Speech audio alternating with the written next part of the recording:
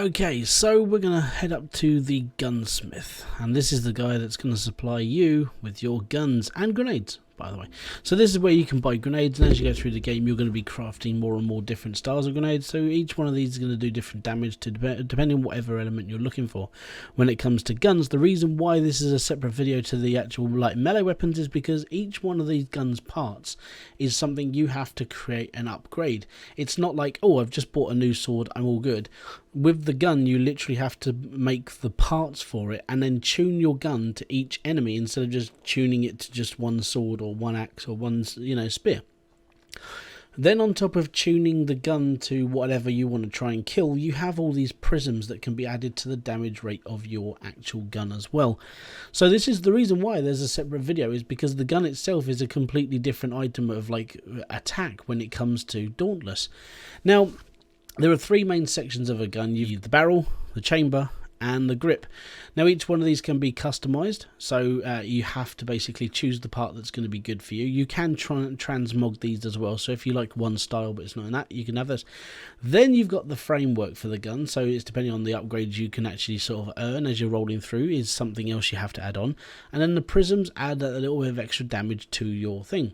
Then you've got the cells that add the extra bit of stuff. So the gun is just a complete weapon set all in one hand.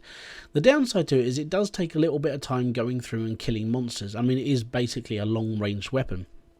Now, when it comes to the actual attacks and everything, we're going to go actually into a fight, and I'm going to show you what it's like to actually fight a Lesser Gnasher. And I use the Lesser Gnasher as a demonstration piece for all of the weapons I've done so far. Now, the Lesser Gnasher for me is a good way of testing out the gun itself. Does it work? Are the elementals coming through it as well? Are the damage factors working for it? And it's a good way to actually test your weapons as well if you don't want to go into a big fight and sort of go, oh crap, this doesn't work properly. So what you have to do is literally just test them out. So you're looking at the actual damage per shot as well. This is with a certain prism. This is with a certain setup for the gun itself. Then you've got the special ability, which is the square button, or for PlayStation users, and then you've got the triangle ability, which is basically, for me, it's a mine. Now you can throw the mine out, or you can use it as a sort of trip mine, so as the enemy comes closer it sort of like sets off and it explodes underneath. Now, as you can see, these weapons are predominantly long range. You can't really do short range damage on them because you're going to get hit by the enemy. So it's always best to be a little bit further away. Don't forget to avoid attacks. Don't forget to dodge, because that will help you as well in the long run. Now, when he comes closer, you can charge your guns off the energy from the monster, but that means you do have to be really close to him, and that's another way of getting attacked.